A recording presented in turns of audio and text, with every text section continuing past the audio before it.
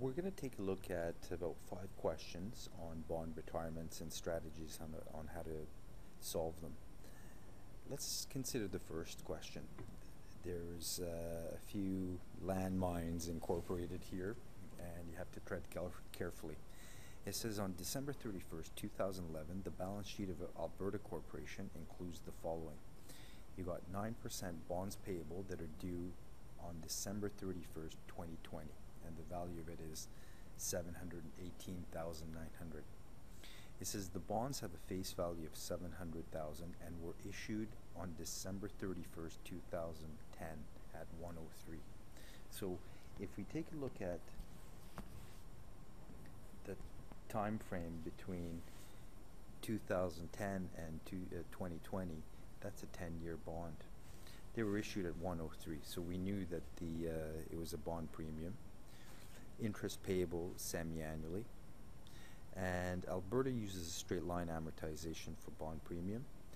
Now we get into the fact that on March 1st, 2012, Alberta retired $280,000 of these bonds at 98. What should Alberta record as a gain on retirement? So you have all these numbers and days to contend with. What do? The point of the question is this 280,000. This becomes irrelevant. We know that it was a bond premium. So the value of the bond premium is this 280,000. It was sold at 103%. So the value is 288,400. Now let's take a look at this 8,400. This is the value of the premium. This premium has to be amortized over the life of the bond. We're going to look at it from a monthly perspective. So this premium is 8,400. How many months are there in 10 years? There's 12 months in a year, so you got 120 months. And we're going to multiply it by something. So we've divided 8,400 by 120 months. That's our amortization per month. From December 31st, 2010, all the way to March 1st, 2012, if you count up the months, this is 14 months. So multiply, and you're going to get $980. What is that? It's a bond premium, so this premium value is going to be reduced. It's slowly dwindling down. The net amount is $287,420. That's the value, the balance of your bond. Now it says the bonds were retired at 98. So 98% of 280,000. How much does that give you? That gives you 274,400. Okay. What's the difference between the two? The difference is 13,020. Okay. Now, how would you know if it's a gain or a loss? What happens if the question provided you with an option for a gain and a loss of 13,020? What you want to do is you want to be doing a journal entry. Okay? Credit cash, 274,400. Debit bonds. This is a quick way for you to discover, and the resulting credit is a gain, and this is the 1320. The answer is B. Okay, so this is the first question. On to the second question after a brief pause. Okay, back to question number 2. It follows along on the same lines as question 1. let's take a read. It says on January 1st, 2011, Fernie Corp issued 900,000 face value 10% 10-year bonds at 103. The bonds are callable at 105. Fernie has recorded amortization of the bond premium through the straight line method, which is not materially different from the effective interest. On December 31st, 2017, Fernie purchased $200,000 of the bonds in the open market at 96. Bond interest expense and premium amortization have been recorded for 2017. What is the gain or loss? The issue at hand is that some students are going to be confused at this call component here. You shouldn't be confused because that's irrelevant. This $900,000 is irrelevant. What is relevant is the following. Let me just change colors here. Your concern is this $200,000 bonds. They were initially issued at 103, and then it's going to be sold or repurchased in the open market at 96. Let's take a look. So, the bond issue. It was a bond premium. It was at 103%, 200,000. So, the bond's value is 206. This extra 6,000 is going to be amortized. We're going to amortize it with, in this particular question, over 10 years. Okay, so this is the premium portion. We have $600, and we've gone from January 1st, 2011 to December 31st, 2017. That's 7 years. So we have $4,200 of this portion. This is a reduction, a bond premium. Every time you amortize it, it reduces the value of the premium, and now the net balance is $201,800.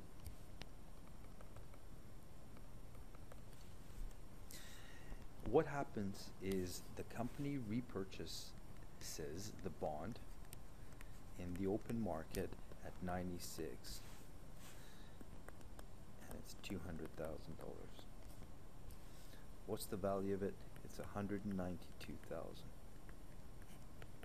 Okay, find out the difference. The difference is $9,800. So some of you might be confused as to how you would determine if it's a gain or loss. Very simply, create a visual journal entry for yourself. The company buys back the bonds. How much is the bond value in their books? $201,800. Bonds are liabilities. A debit will eliminate it. How much cash do you pay? You pay $192,000. My debits and credits don't match. So, whoops, this is cash. So the corresponding would be a gain, $9,800. That's the answer. And after a brief pause and a sip of tea, we're going to go to question 3. All right, we're back. We're looking at question number 3, and the question says that December 31st, 2011, the 10% bonds payable of Red Deer Inc. had a carrying value of $380,000. The bonds, which had a face value of $400,000, were issued at a discount to yield 12%. The amortization of the bond discount had been recorded using the effective interest method, or using the calculator. Interest was being paid on January 1st and July 1st of each year. The July 1st, 2012 interest payment and discount had been correctly recorded. On July 2nd, 2012, Red Deer retired these bonds at 102. Ignoring taxes, what is the loss that should be recorded? So what I do here is that I use my BA2 Plus calculator. And I begin to write a template for myself on what I need to enter. This is a semi-annual bond, so I gotta tell the calculator that my payments and compounding per year are semi-annual. FV, well, it's future value, but in bond speak, this face value or future value is 400,000. I put it as a negative. The payments are my interest payments. The interest payments, it's at 10% of this 400,000, and it's semi-annual. So let's see. Oh, and it's negative. This has to be always negative. So let's see how much that is. This is negative 20,000.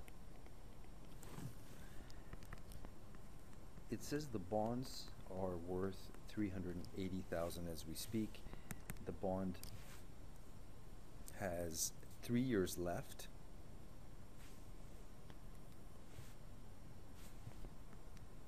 Or 6 periods, and the yield to maturity is 12%. Ladies and gentlemen, what you want to do is first enter everything in.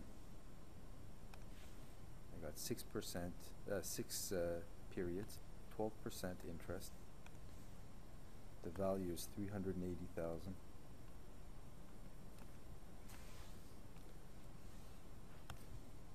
My payments are 20,000.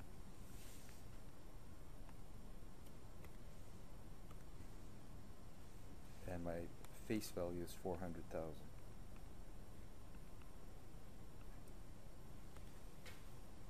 Oops. And I change my compounding and my periods per year.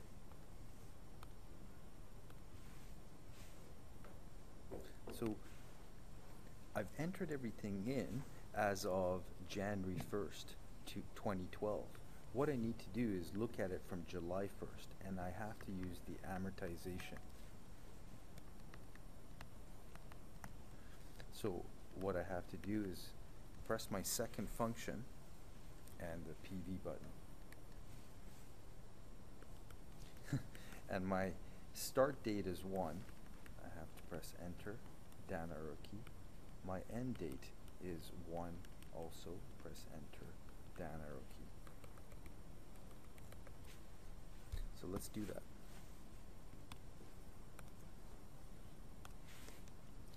Whoops. Okay,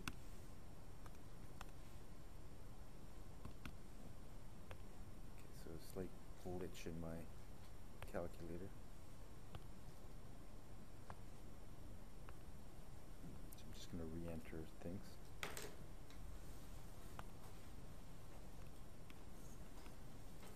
So I go second function, amort. Start date is 1. End date, P2 is 1. And this is my balance, 382,800.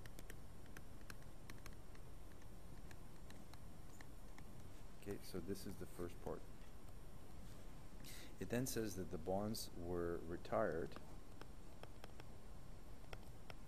at 102% of the face value. So how much is that? It's 408,000. Oops. So what's my difference?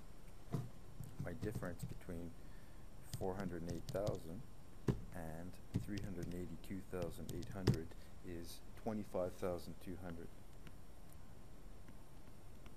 The answer is C. All right, on to questions. Sorry, I got 5 questions on bond return. Okay, so this will be like a minute, and then you guys can talk. That's cool. Okay, hold on. Oh shoot, it's been on ever since. All right, we're back. Let's take a look at question number 4. It says a corporation called or retired an outstanding bond obligation 4 years before maturity. At that time, there was an outstanding or unamortized discount of 200,000. So this 200,000 is relevant. To extinguish this debt, the company had to pay a call premium of $75,000. Ignoring all tax consideration, should these be amounts treated, or how should these be amounts treated? I'll just get right to the point. It's going to be a $275,000 loss in the year of extinguishment. And now, finally, on to the fifth question. The fifth question is very much similar to the third one that we did. What I'll get you to do is I will show you the entry inputs. If you take a look at question 3, you'll see how to do it with the calculator. So it says that December 31st, 2011, the 12% bonds payable of Kingston Corporation had a carrying value of $312,000. The bonds had a face value of $300,000 and were issued at a premium to yield 10%. Kingston uses the effective interest method of amortization. Interest is paid on June 30th and December 31st. On June 30th, 2012, several years before their maturity, Kingston retired the bonds at 104 plus accrued interest. Well, the accrued interest is irrelevant. What's the loss on the retirement? Let me show you what you have to do, and you can do it on the calculator. The first thing that's relevant is you got to enter or create your template.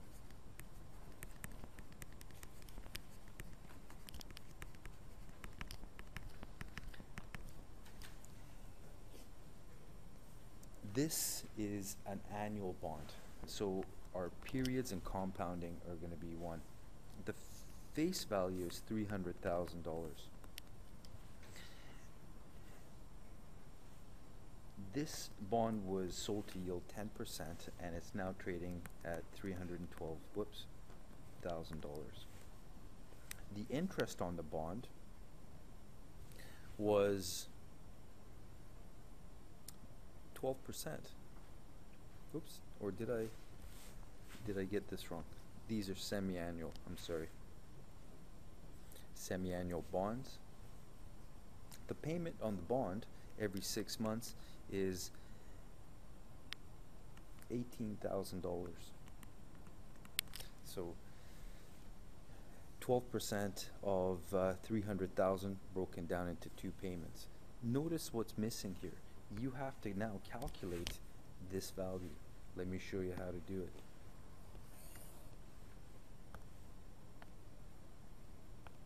Let's get my calculator together. Alright. So I'm going to change my periods.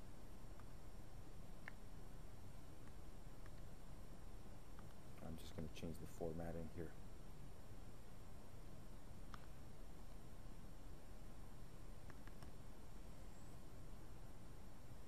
Number of periods is semi-annual. My yield to maturity is 10%. I have 312,000.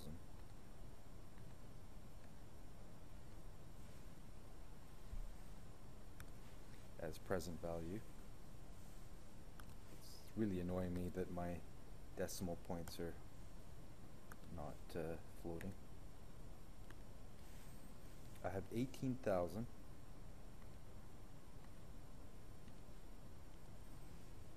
as interest payments, and the bond's face value is 300,000.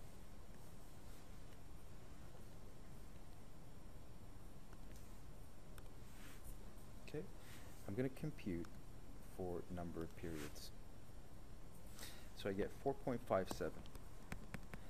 If this number of periods is missing, you'll get an error. You have to compute for that missing variable. In this question, it was number of periods. Next, I have to go to June 2012, which is 1 period after the data that you have. So you have to do an amortization. You have to now go second function amort. My start date is 1, my end date is 1. The amortization, through amortization, the balance is 309,600. Okay, that's your first step. The second step is that we repurchase the bonds at 104 or 104% of 300,000. This gives us 312,000. And so the difference is 2,400. That's your answer, ladies and gentlemen. I hope this was of benefit for you.